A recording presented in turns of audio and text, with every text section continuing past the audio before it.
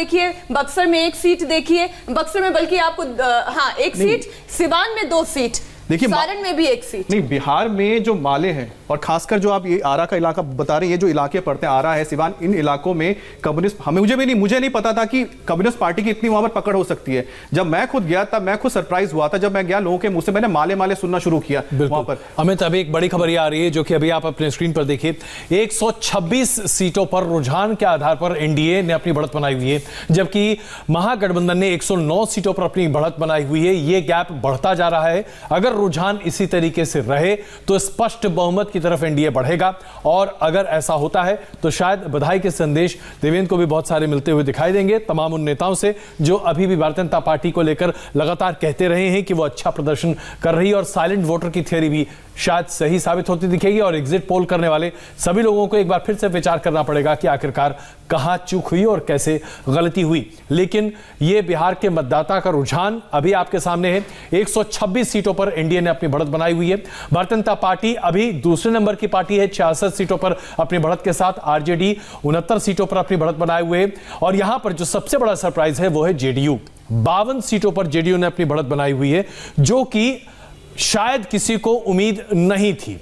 और अगर जेडीयू का, बहुत से लोगों ने कहा इस बार शायद 20-25 सीट पर रुक जाए जेडीयू। बिल्कुल बिल्कुल। तो अगर ये स्थिति है जहां पर जेडीयू 52 सीटों पर अपनी बढ़त बना लेती है, तो फिर यह मानना पड़ेगा कि शायद भारतीय जनता पार्टी का जो तमाम अरिथमेटिक था, जिस कास्ट कैलकुलेशन की बात भारतीय जनता पार्टी कर रही थी, वो कास्ट कैलकुलेशन वाकई में सही बैठा।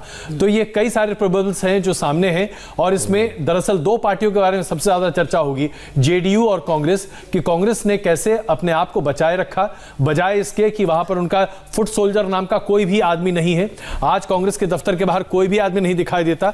इसके बावजूद वहां पर अगर 25 सीटें हैं तो बड़ी बात है, और जेडीयू की 52 सीटें अपने आप में बहुत बड़ी बात है। लेकिन जेडीयू की खासतौर बात करें तो हार स्वीकार भले ही वो कर रहे हैं, लेकिन वो ये कह रहे हैं कि यहाँ पर प्राकृतिक आपदा, हालांकि वो कोविड की वजह से कह रहे हैं हमारे, ये नहीं कह रहे कि तेजस्वी की वजह से हम हारते हुए नजर आ रहे हैं। अब यही थोड़ी सी, कल केसी त्यागी से मेरी बात हो रही थी, वो इंडिया टीवी पर लाइव थे, और उन्होंने जिस तरह से बात की उससे स्पष्ट लग रहा था कि वो हताश हैं। मान चुके हैं कि जेडीयू की स्थिति बहुत अच्छी नहीं है, मान चुके हैं कि नीतीश कुमार जी को लेकर बहुत नाराजगी है। उन्होंने तो यहां तक कह दिया कि अगर स्पष्ट बहुमत नहीं आया तो नीतीश कुमार जी मुख्यमंत्री भी नहीं बनेंगे। ये उन्होंने कल कहा था। नीतीश कुमार के सीएम बनने की बात करें तो उनका सबसे कठिन मुकाबला है ये, और सबसे खराब चुनाव उन्होंने लड़ा है। आप नीतीश कुमार से ये उम्मीद नहीं कर सकते कि मंच पे नीतीश कुमार ये कहते हैं कि मैं विधानसभा में तेजस्वी के साथ तू मैं नहीं करता क्योंकि बच्चा। और उस आरजेडी के कार्यकर्ता के साथ आप मंच से तू मैं कर रहे हैं, एक बार नहीं बार बार कर रहे हैं। तो ये चीज दिखा रहा था कि वो, आप एक देखिए मोमेंटम, कि कोई नीतीश कुमार ने कोई ऐसा इशू बोला हो जिसपे तेजस्वी को जवाब देना पड़ा हो। आप गए तो उनकी फैमिली पे चले गए, जो भी वो भी आपके उल्टा पड़ा। तो पूरा चुनाव ये पूरा बहुत खराब लड़ा। नीतीश कुमार ने अपने अभी तक के एस्टैब्लिश्ड नेचर के खिलाफ जाकर इस पूरे चुनाव में अपने आप को प्रस्तुत किया। अगर इसके बाद उन्हें वेट मिल जाते हैं तो फिर नीतीश कुमार को अपने नेचर को बदल ही देना चाहिए। वो नरेंद्र मोदी को थैंक यू कहना चाहिए। 243 ट्रेंड्स हैं, 127 एनडीए, 108 आरजेडी, 5 एलजेपी, 3 अन्य। तो बहुमत से 5 सीट ज्यादा पर इस वक्त लीड कर रही है एनडीए की टैली, 127 पर लीड कर रहे हैं, और 108 पर आकर रुक गई हैं RJD plus Congress plus left पार्टियां, और एलजेपी 5 पर है। तो रुझानों में एनडीए को बहुमत मिल गया। अब सवाल यह है कि यह लीड बरकरार रख पाती है एनडीए या नहीं, क्योंकि अभी 3 घंटे की वोटिंग हुई। आमतौर पर ये आम हालात में गिनती चल रही होती तो हम कहते कि ये काफी कंसोलिडेटेड टैली है, लेकिन चूंकि कोरोना की वजह से अभी फिलहाल नहीं कहा जा सकता। कई जगहों पर बहुत शुरुआती गिनती चल रही होगी, कई जगहों पर जैसे अभी अजय बता रहे थे मुजफ्फरपुर में 11 राउंड तक वोटिंग हो चुकी है, और हाजीपुर में 12 राउंड की काउंटिंग वहां पर चल रही है, और वहां पर बीजेपी के प्रत्याशी अवधेश सिंह 5800 वोट से आगे हैं। 128 एनडीए 128 पर पहुंच गया है, और 107 पर आरजेडी जाकर के रुकी हुई है फिलहाल। 5 एलजेपी, 128, 106, 5 ये फिलहाल आपके सामने है। और रुझानों में आप देखेंगे कि एनडीए को दलित और महादलित वोट मिलता हुआ दिखाई दिया है। ये नीतीश कुमार वोट है, ये नीतीश कुमार से ज्यादा मोदी का वोट है। ये मोदी का वोट है। ये जो नहीं नरेंद्र, इसमें देखिए हम एक बड़ी पिक्चर की बात करें तो जाहिर सी बात है बड़ी पिक्चर की, लेकिन अगर आप कास्ट कॉम्बिनेशन की बात करें, कास्ट कॉम्बिनेशन जी, हम अगर एक करके चलें, अब अगर हम उन सीटों की बात कर रहे हैं आपके सामने, बिहार की वो सीटें स्क्रीन पर जहां पर मुस्लिम आबादी 10% से ज्यादा है, मुस्लिम वोट 10% से ज्यादा है, और वो वोट किस ओर गिरा होगा ये तो किसी का भी अंदाजा है, लेकिन उसका असर आपको दिखाई देगा। सुरभि और अमित में लेकर चले। बिल्कुल, और यहां पर अगर खास तौर पर अजय जी इस बात को आप अग्री करेंगे कि बीजेपी कहीं ना कहीं गेन करती हुई नजर आ रही है। अगर मुस्लिम वोट पे भी बात करें तो ये जो टैली इस वक्त हम देख रहे हैं वहां पर बीजेपी कहीं ना कहीं ओवरऑल गेन करती हुई नजर आ रही है। हालांकि एक पारंपरिक वोट मुस्लिम खास तौर पे बात करें तो वो हमेशा आरजेडी का साथ देता हुआ नजर आ रहा है इस टैली के अनुसार भी। क्योंकि 60 सीटें हैं, 60 सीटें हैं। 18 बीजेपी।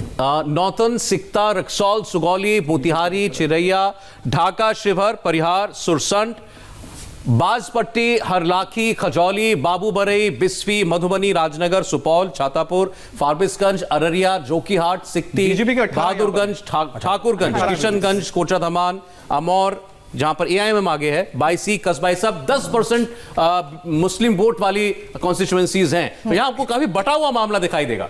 कोशिश भी यही थी कि उस वोट को बांटा जाए और ओवैसी जब जब मैदान में आते थे तो उनकी यही कोशिश होती थी कि इस वोट को अच्छी खासी तरह से बांट दिया जाए। लेकिन जो मैं बार बार बात दोहरा रही हूं उसमें यही नजर आ रहा है कि एक पारंपरिक वोटर आरजेडी के साथ अभी भी यहां पर नजर आ रहा है जिसने हमेशा विश्वास दिलाया। लेकिन यहाँ पर जैसे बोचाहा का सीट है, इसके अलावा यहाँ पर मोतिहारी जो बीजेपी की सीट वो लूज कर रहे हैं, लेकिन चंपारण के काफी है, पूर्वी चंपारण और पश्चिमी चंपारण बट के बीजेपी की तरफ ही आया है। वहां पर जो वोट है, जैसे कि अजय जी ने बोला था, वहां पर मेरी कुछ मुस्लिम लोगों से बातचीत हुई थी, उन्होंने बीजेपी के हक में बात की थी, बहुत सरप्राइज हुए थे। लेकिन अब सरप्राइज इसलिए लगता है क्योंकि इस इलाके में जो मुस्लिम वोट है वो जेडीयू के नाम तो बीजेपी के नाम हो वो जाता है। अमित, इसमें बिहारीगंज सरप्राइजिंग है, सिंहेश्वर सरप्राइजिंग है, गोड़ा बोराम इसमें सरप्राइजिंग है। अच्छा, अली नगर में आप देखिए वीआईपी का कैंडिडेट आ गया। अब आप ये समझिए कि ऐसा नहीं है कि जो चीज हमने सोची थी एग्जैक्टली उसी तरीके से वोट पड़े हैं। वीआईपी के कितनी सीट्स हैं गिनना चाहिए, वीआईपी के सीट्स यहाँ पर देखिए कितने। बहुत आप हसनपुर देखिए ना, हसनपुर में अभी भी जो है जेडीयू लीड कर रही है, जबकि हम ये उम्मीद कर रहे थे यहाँ पर टैली चेंज होगी, लेकिन यहाँ चेंज नहीं हुई, अभी भी जेडीयू लीड कर रही है, अभी बीजेपी लीड ही कर रही है। ये बहुत कंफ्यूजिंग तस्वीर अभी शायद हम